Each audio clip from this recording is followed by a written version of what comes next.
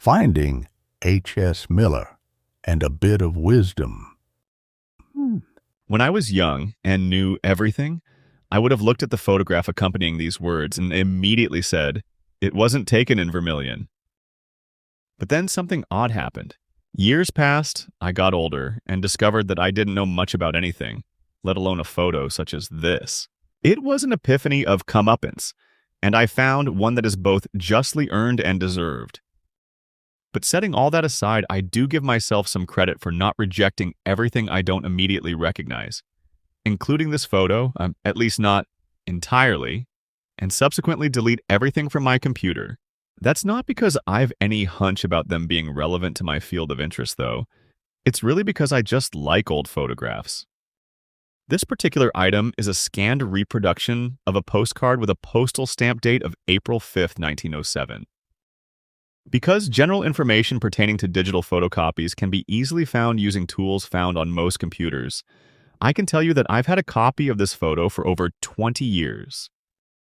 More precisely, I've had it since 10:47 p.m., October 27th, 2004. Every now and then I'd come across it while looking for something else, and I'd stop and wonder where it might have been. It looks like it might have been a nice place, and Mr. H.S. Miller, assuming that it is he on the walk outside the restaurant, appears to be proud of his enterprise. But the message on the card is somewhat difficult to decipher. It appears to read something like, "To Sir and Comrade, don't forget it is nearing decoration and we need the wind. F.C. and Z. H.S. Miller." Although I didn't think much about the photo when I originally saw it, I filed it away in the dusty recesses of my memory. Until last Saturday. Using a portable microfilm reader, I was browsing through a reel of film of the Vermilion News, containing an issue from May 18, 1899, when I came across the following article. While Jay Buster was unloading ice from the People's Ice Company wagon last Saturday behind H.S. Miller's saloon, the horse became frightened at a piece of loose paper and ran away. It was caught in front of Charlie Decker's coal office. No damage was done except a cut on the horse's leg. Having never heard of Miller before, I tried to imagine just where his saloon might have been located. According to the news piece, Miller's enterprise, I surmised, might, in 1907, have been located somewhere along Division, now Main Street, between Liberty Avenue and the railroad. I thought it might have been one of several businesses located in the shops behind the newly built, circa 1892, Pelton McGraw Market on the southwest corner of the downtown business block. But to be honest, I just don't know. As you will have most likely noticed by the photo, the business in the photo is a restaurant, not a saloon.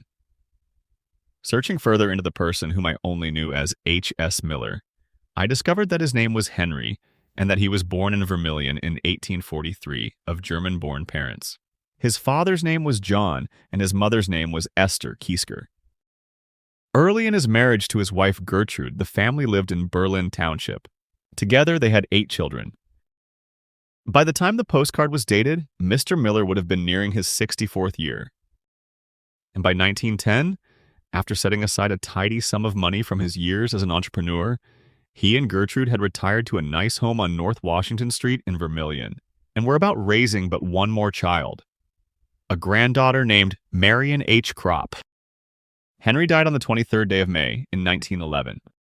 I'm glad that when I was younger that I didn't, for whatever reason, destroy this photograph of a yesteryear. I guess it may be said that in our younger years, some of us may tend to be more impulsive or naive. But given some time, and if we're fortunate enough, that can change. Perhaps we don't get any smarter. We just get a little bit wiser. Reference: The Vermilion News, May 18th, 1889. U.S. Census, 1889 and 1910.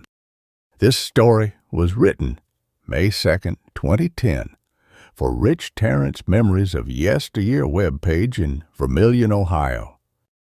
Epilogue. H.S. Miller dead. The death of H.S. Miller, a well-known Vermilion retired businessman, occurred at his home on Liberty Street, Tuesday evening. Mr. Miller would have been 67 years of age in July. With the exception of a few years, he and his family have resided in Vermilion all his lifetime, which was the place of his birth. Mr. Miller was a member of the 8th Ohio in the Civil War, and when he died was a member of the Delker Post, GAR.